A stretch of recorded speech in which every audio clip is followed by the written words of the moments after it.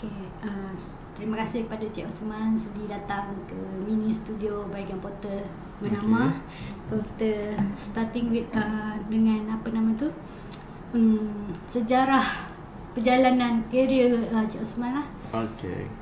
So terima kasihlah kepada Bernama kerana menjemput saya untuk sesi ini. Sebelum tu saya perkenalkan, saya Osman Ali. Saya bekerja sebagai pengarah filem dan juga penulis dan juga penerbit ya.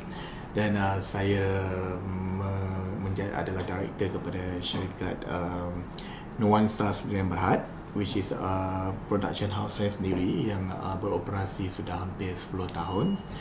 Okey, sebelum saya masuk dalam bidang perfilman ini, saya sebenarnya berasal dari Pulau Langkawi, Kedah. Dan di situ saya mula berminat dalam bidang perfilman sejak daripada kecil lagi lah. Memang daripada kecil lagi kita banyak menonton filem, melihat perkembangan filem Malaysia, Melayu, especially daripada filem-filem P. Ramlee sampailah filem semua inspirasi lah tu. Ya, especially memang filem-filem P. Ramlee, filem-filem Indonesia, filem Thailand, sebab saya duduk di Pulau Langkawi kan, jadi kita dapat siaran daripada Thailand. Dari Thailand, and then saya banyak menonton filem Thailand. Dan kebetulan mak saya pun memang orang dari Thailand juga. So tak langsung kita fahamlah bahasa Thai tu. Jadi saya banyak menonton filem Thai, filem Melayu, filem Indonesia. Tak banyak tengok cerita orang putih. Memang masa tu memang tak follow sangat lah kan. Kita banyak membesar dengan naskah-naskah Nusantara je. So kat situlah mula minat sampailah kita masuk sekolah, belajar di sekolah agama pun, belajar ke sekolah menengah agama sampai tingkatan 6 aliran syariah. Dan tapi minat dalam bidang filem masih lagi ada, masih ambil masa ruang tu saya akan menulis cerita, saya akan buat story saya sendiri, cerita kat kawan-kawan. Memang jadi satu hobi lah kan. Sampailah habis belajar, saya fikir, tak terfikir pun nak jadi pengarah. Sebab saya fikir kita ni tak layak lah, kita orang kampung kan, mana boleh nak jadi pengarah filem, jadi penonton filem boleh lah. So mungkin penulis cerita tu mampu lagi lah untuk menulis skrip dan sebagainya kan. Sebelum datang KL, saya bekerja dengan kerja sukarelawan, bekerja dengan social works kan, kebajikan masyarakat dan sebagainya. So di situ saya mengenali kehidupan yang lebih serius lagi. Dan saya masuk dan di situ juga saya kenal dengan beberapa orang yang memang terlibat dalam bidang perfilman. Dan saya belajar di Akademi Filem Malaysia. Dan di situlah bermulanya perjalanan saya sebagai seorang pengarah filem. Sebab saya mula masuk Akademi Filem Malaysia dan saya belajar di sana 3 tahun dalam bidang pengarahan dan mengenali orang-orang dalam bidang filem, which is betul-betul buat saya rasa teruja. Ya, betul loncatan ya. Sebab saya kenal dengan Osman Hafsyam kan. Cik Osman Hafsyam adalah salah seorang pengarah yang saya suka, saya minat. Dan saya juga mengenali ramai lagi karyawan-karyawan filem seperti arwah Pak Hamzah Hussein, juga pengkritik filem yang terkenal seperti Hassan Muttalib dan juga ramai lagi. So saya banyak belajar mengenali filem daripada secara lebih serius, lebih mendalam lagi melalui mereka semualah ya. So situ bermulalah perjalanan saya untuk menerbitkan, untuk mengarahkan karya saya yang pertama. Saya buat filem Buka Api. Sebelum tu saya buat filem pendek, tajuk dia Anak Halal. Okey, 1999 kan? 1999 ya, saya hasilkan filem Anak Halal. And then filem Anak Halal Anak Halal saya hasilkan tahun 1998. Which is my final year dekat Akademi Filem Malaysia.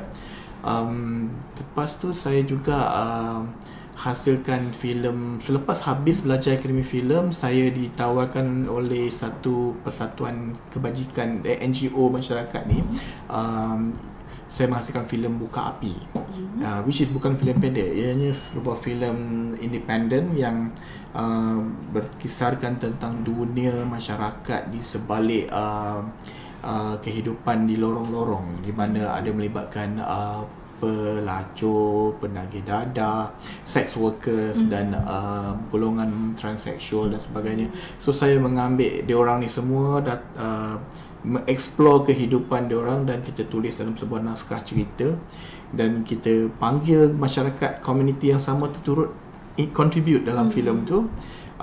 Dan saya panggil kawan-kawan saya daripada Akademi Filem Malaysia yang banyak membantu saya, sama-sama kita hasilkan filem Buka Api tu. Itulah filem pertama saya yang saya rasa dia menjadi satu platform awal saya untuk berkembang dalam bidang ini, sebab filem tersebut telah mendapat ditayangkan, dan jemputan khas ditayangkan di beberapa buah festival filem antarabangsa di luar negara, dan seperti di Torino Film Festival, di Shanghai Film Festival, Egypt Film Festival, Commonwealth Film Festival. So, banyak filem-filem, banyak menjemput filem Buka Api ditayangkan di sana, hinggalah barulah masa tu Finas nampak kita punya kemampuan kita ni macam ada potensi untuk menghasilkan sesuatu pada industri filem. So Finas bagi saya grant untuk menghasilkan filem kedua saya bertajuk Malaikat di Jendela. So still tidak lari daripada tema tentang human relationship dan masalah sosial masyarakat. So saya mengumpas cerita Malaikat di Jendela itu dan mengambil pelakon yang terkenal seperti Ning Baizura. Saya ambil dia berlakon sebagai watak utama filem Malaikat di Jendela sebab personally saya memang minat dia lah dulu kan. Saya suka Ning Baizura ni kan. Sebelum masuk dalam bidang filem pun saya pergi tengok konsert dia lah kat KL kan. Kita macam teruja lah, suka dengan muzik lah, suka suara dia dan sebagainya. So bila saya masuk dalam bidang ni, the first person yang saya ambil berlakon adalah Ning Baizura, which is like satu impian lah tercapai, kita dapat bekerjasama dengan beliau. So alhamdulillah daripada Malaikat Jendela, filem tu dapat ditayangkan di Cannes Film Festival, which is sangat susah untuk filem tempatan nak pergi ke sana untuk ditayangkan. So seterusnya saya dapat peluang untuk masuk secara lebih mainstream dalam bidang perfilman dan menghasilkan filem pertama untuk pasaran sinema, iaitu Puaka Tebing Biru dan Anak Halal, Cun, Ombak Rindu dan Sejoli dan beberapa filem yang lain lagi. Sorry. Okay, harapan saya pada industri filem Malaysia sangat besar dan saya sangat mengharapkan that semua rakyat Malaysia berikan sokongan 100% kepada filem tempatan, filem terbitan Malaysia, dan menghidupkan budaya menonton filem di pawagam itu adalah satu perkara yang menarik dan memanggil ramai lagi orang penonton-penonton untuk menonton filem tempatan di sinema di pawagam, kerana kita mahu industri filem di sinema itu terus berkembang. Bukan sekadar menonton filem di TV, tetapi kita nak penonton akan terus memberi sokongan untuk datang menonton filem di pawagam. Jadi saya harap industri filem akan terus mendapat sambutan, dan dengan sokongan daripada orang tempatan sendiri akan menjadikan industri kita akan terus hidup. Kalau tidak ada sokongan di negara kita sendiri, dan sudah pasti industri filem Malaysia tidak akan mampu untuk meneruskan legasi dan perjuangan kita yang seterusnya. Jadi saya juga mengharapkan penonton akan berikan sokongan pada filem-filem yang saya hasilkan nanti, iaitu Juanita yang sedang ditayangkan sekarang, dan juga filem Sinaran yang akan ditayangkan pada bulan November nanti, dan seterusnya filem Langit Cinta dan juga filem Kau Yang Satu.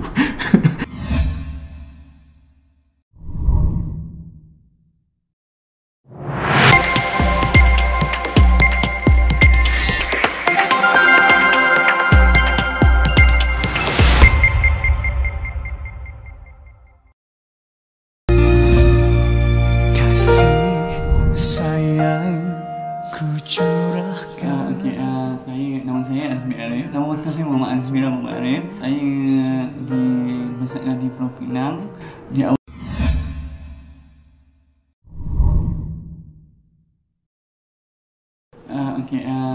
nama saya Azmi Arif. Nama betul saya Muhammad Azmi Muhammad Arif. Saya dibesarkan di Pulau Pinang. Di awal kemunculan saya di Malaysia saya dikenal menyanyi, waktu menyanyi unik lah, maknanya kalau saya cakap saya agak kurang jelas setengah lah, tapi saya ada kelebihan menyanyi lah. Terbaru sekarang ni adalah saya baru buat album saya yang sulung saya itu yang berjudul Cinta Kita Berdua, itu Azmi Arif. Album ni saya membuatkan 10 lagu, 8 lagu baru dan juga 2 minus mana. Cintaan ni oleh Alfa Bukti, ada Nabu Hassan, ada Adi Khalil, dan ramai yang saya ambil daripada komposer-komposer baru seperti Esa Mustafa juga lah. Sebenarnya dorongan daripada saya daripada kecil dulu saya masuk berbagai-bagai pertandingan lah. Dulu saya macam-macam pertandingan, saya masuk lagu-lagu asli. Saya kat sekolah menengah saya masuk pertandingan azan, nasyid. Tapi itulah, saya pun tak sangka macam mana saya boleh menyanyi sekarang ni. Inspirasi yang sokongan daripada ayah saya juga lah, abah saya. Dan itu saya pindah ke KL, saya belajar di Kuala Lumpur. Saya berjumpa dengan kawan sahabat lain bernama Nazir. Dia yang memberi saya inspirasi, menyokong saya, memberi saya semangat buat album, jumpa dengan komposer dia dan memberi saya maknanya memberi saya bimbingan lah dia bahawa saya ni ada bakat, supaya saya dapat meluahkan bakat saya ni kepada orang ramai, bahawa tak semestinya orang macam saya tak boleh menyanyi macam seperti orang lain kan. Sebenarnya banyak, ada Jamal Abdillah, ada Sudirman, ada Datuk M. Nasir, yang kalau perempuan Datuk Siti Wadiza lah. Lepas tu ramai lagi, Fauziah Latif. Lepas tu saya suka pada Anwar Zain lah, semualah. Sebenarnya saya dari kecil saya memang tak belajar mana-mana vokal saya sendiri. Maknanya sekarang saya masa zaman dulu saya memang tak faham langsung saya cakap. Tapi sekarang alhamdulillah orang boleh faham. Saya belajar mana teknik-teknik, mana saya belajar sendiri daripada radio kaset dulu. Saya rekod suara saya, macam mana saya nak bercakap kan saya dengar balik. Maknanya suara saya tu macam kalau dengar sekarang, dia sengal, tak boleh. Saya belajar lagi. Maknanya saya beli buku ABC, saya belajar balik macam budak-budak sekolah dulu. Saya belajar balik, walaupun orang lain tak macam saya belajar. Saya orang kata kalau boleh saya nak yang sempurna. Walaupun saya rasa orang kata saya ni ada kekurangan, tapi bagi saya kekurangan tu saya buang ke tepi. Maknanya saya nak orang kata nak perfect. Di awal kemunculan saya dulu memang macam-macam kutukan, hinaan lah. Maknanya saya nak masuk dalam bidang nyanyian ni bukan senang. Maknanya orang kata kita ni kenapa nak nyanyi dan cakap ni, nak nyanyi pula kan. So bagi saya setiap manusia ni dia tak sempurna. Bagi manusia kita ni ada sama, dan masing-masing ada kelebihan dan kekurangan. Bagi saya manusia ni adalah orang kata Tuhan bagi dengan adil lah. So saya pun gunakan dengan bakat yang Allah bagi saya mungkin ada hikmah di sebalik nyanyian saya, mungkin saya untuk mencari rezeki. Matlamat saya adalah supaya saya ingin berjaya, saya ingin menjadi ikon kepada orang-orang yang mempunyai kekurangan. Bukan kekurangan tapi keunikan. Bagi saya setiap manusia tu kita perlu ada bagi peluang pada orang-orang macam ni kan. Saya di segi itulah saya keluar, saya tunjukkan diri saya untuk orang tu, untuk masyarakat. Maknanya orang seperti saya juga boleh seperti orang lain juga. Maknanya saya boleh keluar TV, boleh keluar majalah macam orang lain, macam artis-artis lain. Tapi sekarang ni saya sebagai nama saya Azmi Arif, saya menunjukkan bakat saya. Walaupun dalam Malaysia ni mungkin ada ramai yang punya bakat-bakat, tapi mungkin salah seorang saya juga, saya meluahkan bakat saya untuk masyarakat semua. Dan saya, cita-cita saya, saya ingin berduet bersama dengan Jamaah Abdillah, Datuk Abdillah. Dan kalau wanita, saya ingin berduet dengan Datuk Siti Nurhaliza lah. Itu saya memang inspirasi daripada kecil saya. Memang saya minat dengan Datuk Siti dulu. Saya harap yalah, insyaAllah kalau diberi peluang, saya memang nak sangat berduet dengan dia lah.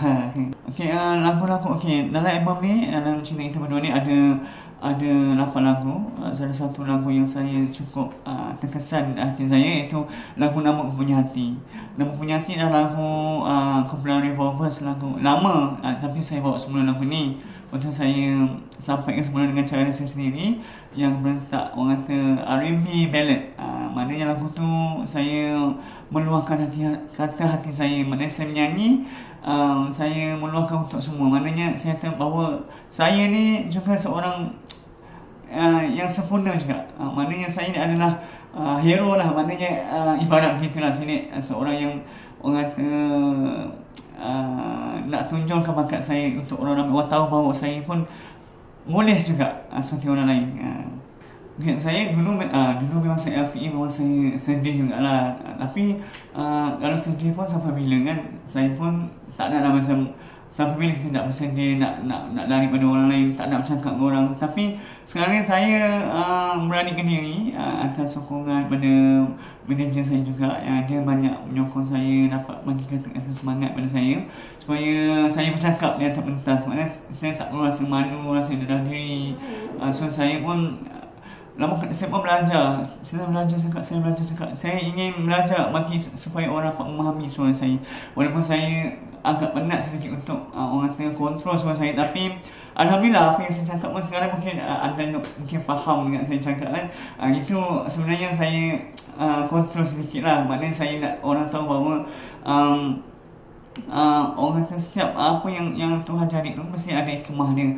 Maknanya kita kena buat, orang kata kita kena belajar lah. Mana apa macam kalau contoh kalau macam orang seperti orang tak ada kaki kan, orang yang tak ada tangan tapi dia ada kelebihan macam boleh melukis, boleh macam-macam lagi. Okey, sebenarnya dalam M-pop sebenarnya, dalam album saya ni saya ada pelbagai genre. Maknanya saya mencuba semua genre. Ada lagu ballad, ada lagu tradisional, ada lagu M-pop. Ada M-pop tu macam K-pop sikit lah. Tapi saya bukannya jiwa saya bukan jiwa K-pop, bukan jiwa M-pop. Jiwa saya adalah jiwa Melayu. Itu jiwa lagu-lagu irama Malaysia, lagu asli. Saya juga suka-suka lagu. Saya mencuba semua lagu. Maknanya bagi saya untuk semua masyarakat. Maknanya dalam album ni ada lagu tradisional, ada lagu ballad, ada lagu e-hop, ada campur-campur. Maknanya saya khas untuk mereka. Maknanya bukan untuk diri saya sendiri, tapi saya menyanyi ni sekadar untuk menyumbangkan lagu untuk untuk masyarakat. Maknanya masing-masing lah memilih. Ada orang lama suka lagu tradisional, ada orang baru suka lagu-lagu macam e-hop sikit, ballad. So saya pelbagaikan dalam album ni. Forte saya, jiwa saya suka lagu-lagu irama Malaysia. Itu adalah lagu yang utama saya. Memang cita-cita saya memang nak nyanyi lagu tu. Sebab lagu tu adalah lagu, orang kata kita sebagai anak orang Melayu, kita belum mentabatkan lagu Melayu di mata dunia. Kalau saya buat show di luar ke, di Singapura ke, di Brunei, saya akan buat lagu-lagu yang letak irama Malaysia lah. Tapi sebab itu saya akan nyanyi lagu-lagu ballad, secampur lagu e-hop.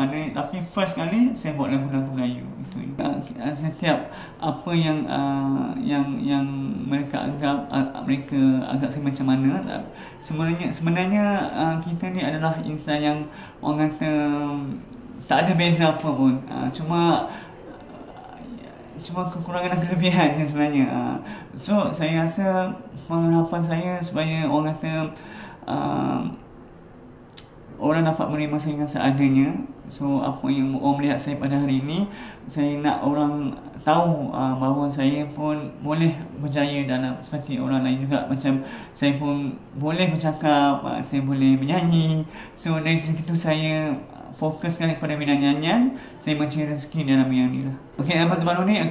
Saya akan dalam minggu ni saya akan buat pusingan director bersama Warna Muzik. kursi satu Malaysia lah, maknanya dengan mempromosikan album cinta kita berdua ni lah. Lagu ni yang dah terhasil, saya buat pelancaran di Sanoma Bistro pada bulan tahun ni jugalah. So alhamdulillah berjalan dengan lancar. So saya harap pada album ni juga dapat memberi inspirasi pada orang ramai. Apabila mendengar luahan kata hati saya meluahkan dalam album ni semuanya. Kalau sesiapa nak dapatkan album saya ke, boleh dapatkan album saya. Cuma inbox saya, Facebook saya iaitu Azmi Arif, Instagram Azmi Arif 2, ataupun YouTube saya. Dalam album saya iaitu Cinta Kita Berdua, ada YouTube yang berjudul Azmi Arif Cinta Kita Berdua. Sama-sama kita tengoklah. Nelayan pulangnya hampa, ikan merajuk, ombak dihina, senandung zapin kelana, cerminan jiwa Dinda Sukma.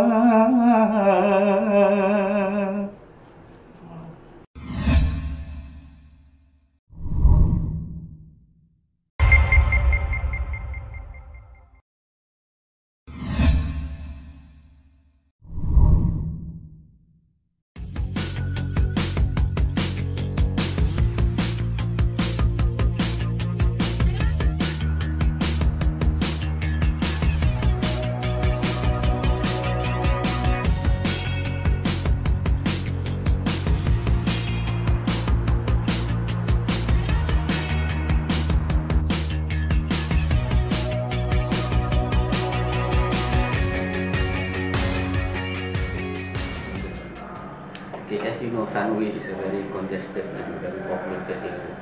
Around this area is about 500,000 residents, and land price is quite premium, very premium in fact in this area.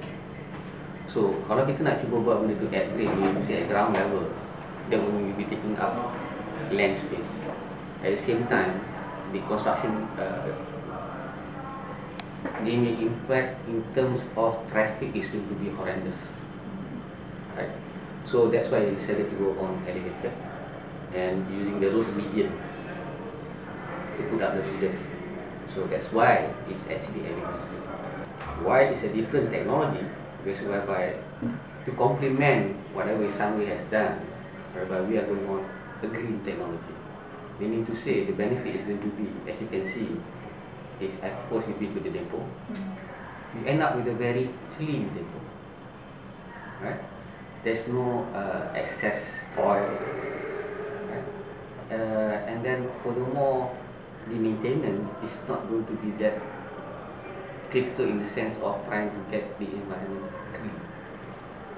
The whole building concept yang ada ni, we're trying to complement green technology as much as possible. So the building, it has the rainwater harvesting, right, using LED lighting. So everything is on a green concept.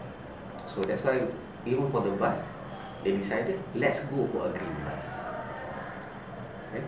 So this is the first time kita pakai electric bus di Malaysia.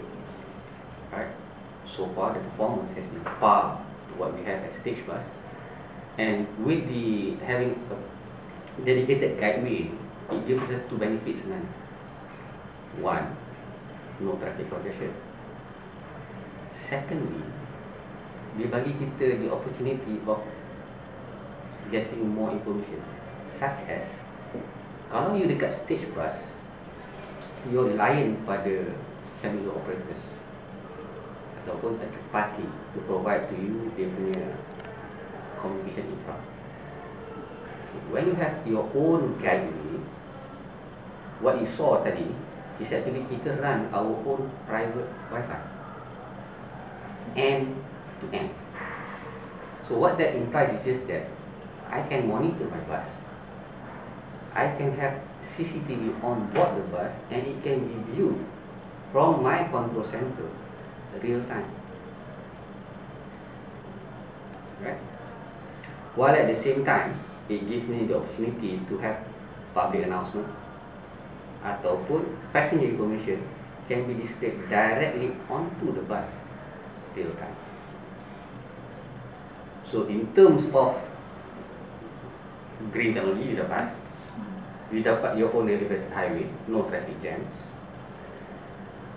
You dapat your own communication network, whereby it's up to you what information you want to pass through. You can detect the position of the bus at any location, meaning to say your real-time monitoring. Okay?